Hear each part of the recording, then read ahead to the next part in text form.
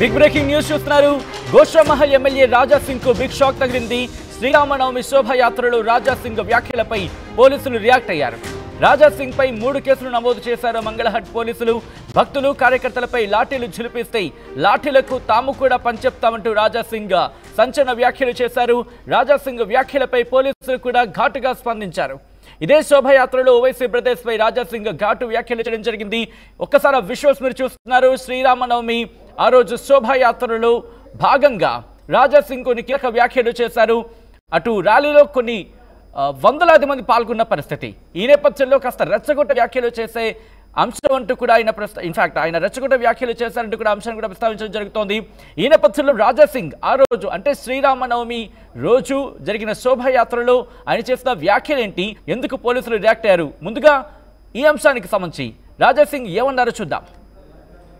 ఇవాళ మన భారతదేశం పొట్టు తిని మన భారతదేశంలో ఉండి ఓవైసీ ఎట్లాంటి దొంగలు భారత మాత జై చెప్పనికి ఇవాళ ఆలోచన చేస్తున్నారు.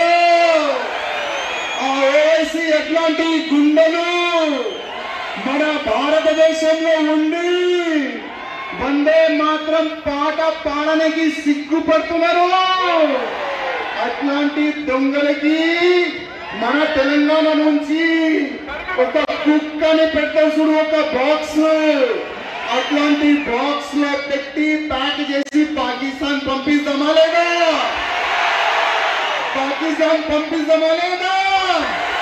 అరే ఓవైసీ, నువ్వు గాని నీ తమ్ముడు గాని ఎవరైనా గాని మా భారతదేశంలో ఉండాలంటే జై శ్రీరామ్ భారత మాత చెప్పాల్సిందే.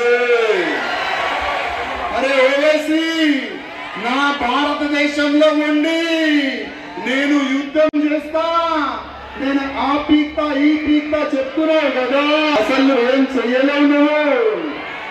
అసలు నువ్వేం చెయ్యలేవు. ఎందుకంటే నెక్స్ట్ గవర్నమెంట్ వచ్చేది కాషాయ గవర్నమెంట్ తెలంగాణలో. మా కాషాయ గవర్నమెంట్ తెలంగాణలో వచ్చిన తర్వాత నీ పరిస్థితి ఏమైతుంది యాద పెట్టుకో బిడ్డ. నీ పరిస్థితి ఏమైతుంది యాద పెట్టుకో. కింద బుల్లెట్ కొడితే పైకి వెళ్తుంది. కానీ దురదృష్టం ఏంటంటే శత్రు మనకు కనబడుతుండు. ఓవైసీ వైట్ టోపీ పెట్టుకొని శత్రు మనకు కనబడుతుండు.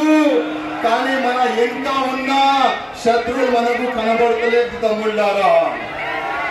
మన హిందువులే మనకు శత్రువులు ఉన్నారు. ఇవాళ మన భారతదేశానికి హిందూ రాష్ట్రం చేద్దామా లేదా? కానీ కొంతమంది కుక్కలు భారతదేశంలో ఉండి భారతదేశానికి హిందూ రాష్ట్రం ఎట్లా చేస్తాం చూసుకుందాం అనే వాళ్ళకి నేను చెప్తున్నా, ఈ రామ భక్తులు మీ కూడా ఇడుగరు. ఎట్టి పరిస్థితుల్లో భారతదేశాన్ని హిందూ రాష్ట్రం చేస్తాం. హిందూ రాష్ట్రం ఎవరు చెయ్యొద్దని ఎవరైనా అడ్డొస్తే మడత పెట్టి కొడతాం బిడ్డలారా. మడత పెట్టి కొడతాం, యాద పెట్టుకోండి. మా నెక్స్ట్ టార్గెట్ మా భారతదేశానికి హిందూ రాష్ట్రం చేయాలి. మా నెక్స్ట్ టార్గెట్ ఔరంగజేబు బొందల్గట్ట పైన బుల్డోజర్ తీయాలి. మా నెక్స్ట్ టార్గెట్ కాశీలో మథురాలో కూడా భవ్యమైన గుడి కట్టాలి. మా నెక్స్ట్ టార్గెట్ భారతదేశంలో ఎన్ని మా గుళ్ళు పడబట్టి మీరు ఏదేదో కట్టినారు కదా, ప్రతి ఒక్క దానిపైన బుల్డోజర్ ఎగిపిస్తాం బిడ్డ, యాద పెట్టుకోండి. ఇవాళ హిందువులు మేలుకుంటున్నారు, హిందూ ఐక్యతమవుతున్నారు. ఎవరు కూడా మా హిందువుల జైలుకి వస్తే అడ్డంగా నరికేస్తాం బిడ్డలారా. అది ఎవరైనా ఉండని,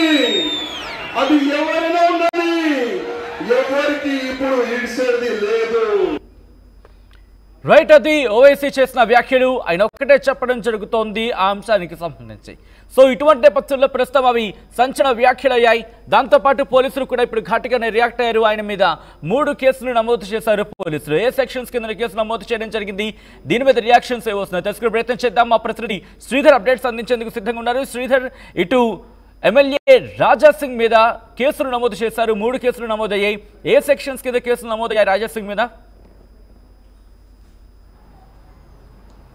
సచిన్, ఇప్పటికే పలు కేసులు ఉన్నటువంటి రాజాసింగ్ మీద మొన్న శ్రీరామనవమిలో మాట్లాడినటువంటి మాటలపైన కూడా పలు సెక్షన్ల కింద పోలీసులు 3 కేసులు నమోదు చేశారు. ఇలా ప్రధానంగా ఒక మతం వారిని రెచ్చగొట్టడం, మరొక విధంగా పోలీసులపైన లాఠీని జులిపిస్తాం, పోలీసులు లాఠీ చార్జ్ చేస్తే ఖచ్చితంగా లాఠీలకు పని చెప్పాల్సి ఉంటుందని చెప్పి పోలీసుల పట్ల మాట్లాడడం, మరొక పక్క వేరే మతానికి సంబంధించే కాకుండా తన సొంత మతస్థులను కూడా రెచ్చగొట్టే విధంగా ఉన్నాయంటూ కూడా పోలీసులు పలు సెక్షన్ల కింద కూడా మంగళహాట్ పోలీస్ స్టేషన్లో మొత్తం మీద 3 కేసులు నమోదు చేశారు. ఎందుకంటే రాజాసింగ్కు సంబంధించి ఇప్పటికే కొన్ని వందల కేసులు ఉన్నప్పటికీ అందులో మొన్న కొన్ని కేసులు కొట్టివేస్తున్నారు. రాజాసింగ్కు సంబంధించి వ్యాఖ్యలు చేశారని పోలీసులు ఎప్పుడైతే శ్రీరామనవమి శోభయాత్రకు సంబంధించి పర్మిషన్ అడిగిన వెంటనే పోలీసులు కొన్ని ఆంక్షలు అయితే విధించారు. ఆంక్షలు విధించినప్పటికీ రాజాసింగ్ కూడా నేరుగా పోలీసులకు సవాల్ విసిరారు. ఎన్ని ఆంక్షలు విధించినా సరే డెఫినెట్గా శ్రీరామనవమి శోభయాత్ర చేపడతాం, కొన్ని వేల మంది వస్తారన్న పిలుపు ఏదైతే ఉందో కొన్ని వేల సంఖ్యలో అక్కడ హిందువులకు సంబంధించినటువంటి భక్తులు శోభయాత్ర కాదు. అటువంటి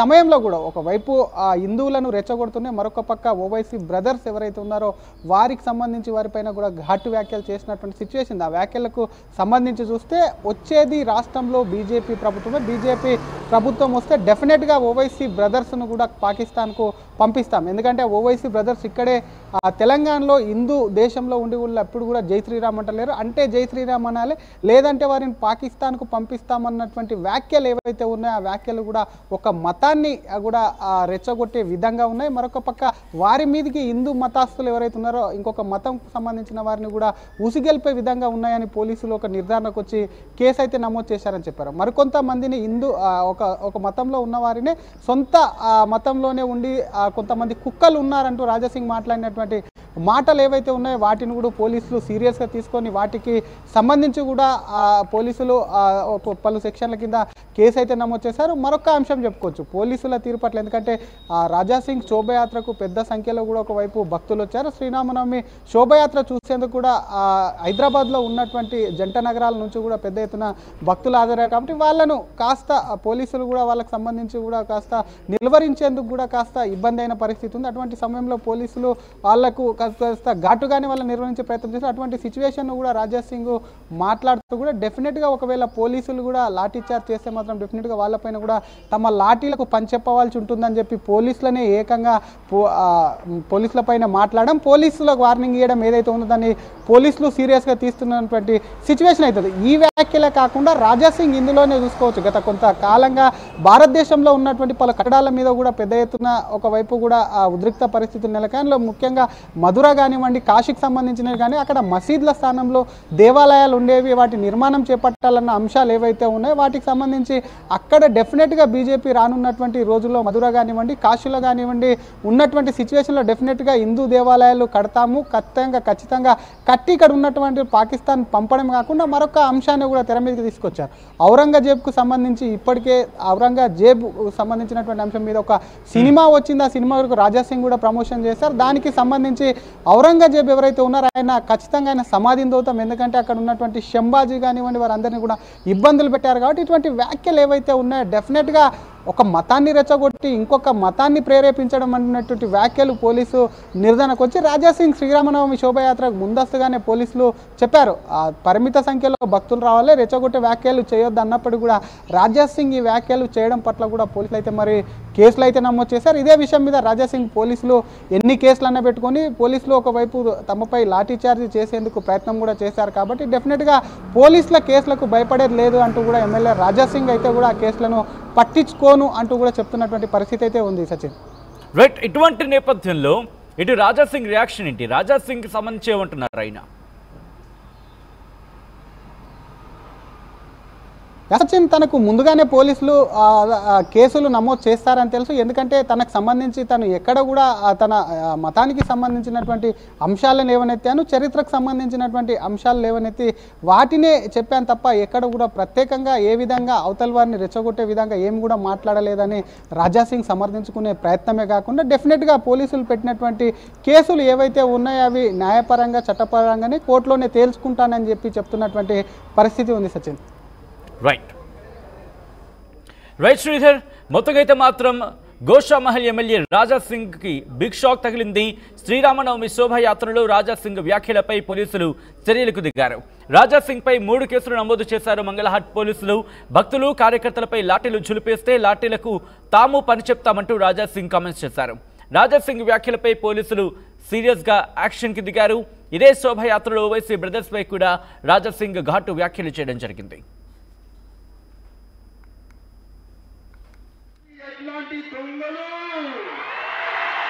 భారత మాత జై చెప్పనికి ఇవాళ ఆలోచన చేస్తున్నారు. ఆ ఓవైసీ ఎట్లాంటి గుండెలు మన భారతదేశంలో ఉండి వందే మాత్రం పాట పాడడానికి సిగ్గుపడుతున్నారు.